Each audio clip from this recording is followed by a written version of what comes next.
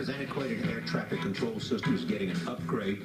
The overhaul is designed to keep up with increasing air travel and the push for on-time flights. But Ben Tracy shows us how parts of the country, including the area hosting this year's Super Bowl, are paying a steep price for progress.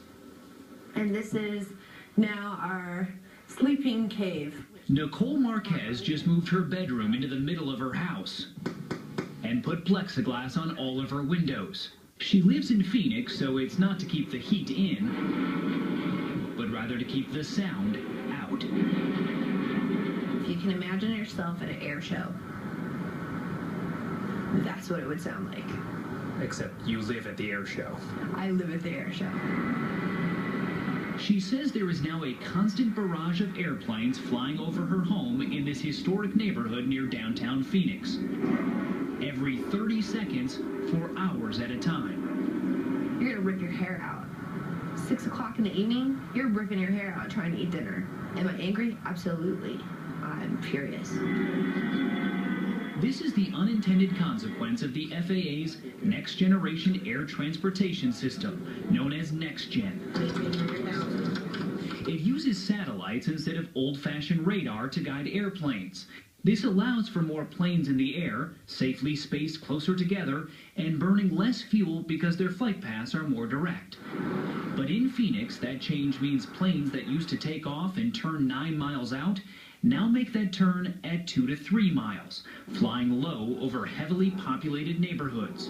Noise complaints have taken off too, soaring from 221 in all of 2013 to more than 3,300 in just the past 4 months since the flight paths were changed.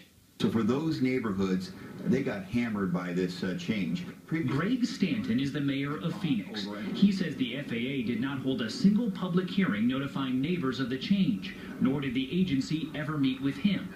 The FAA says it did notify the airport as far back as 2012. Do you feel like you were blindsided by the FAA?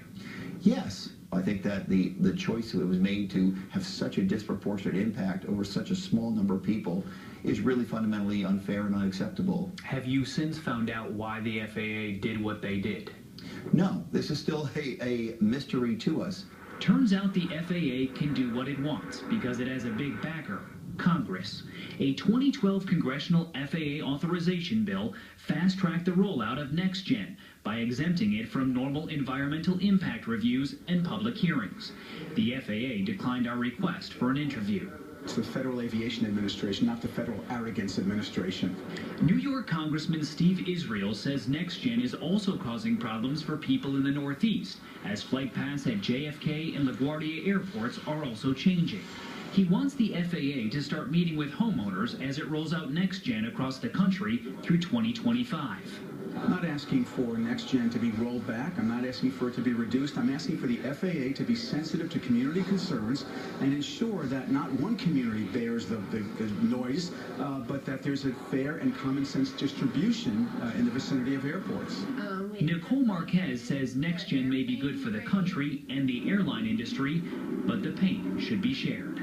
I don't think that the airlines should be able to bank on other people's misery.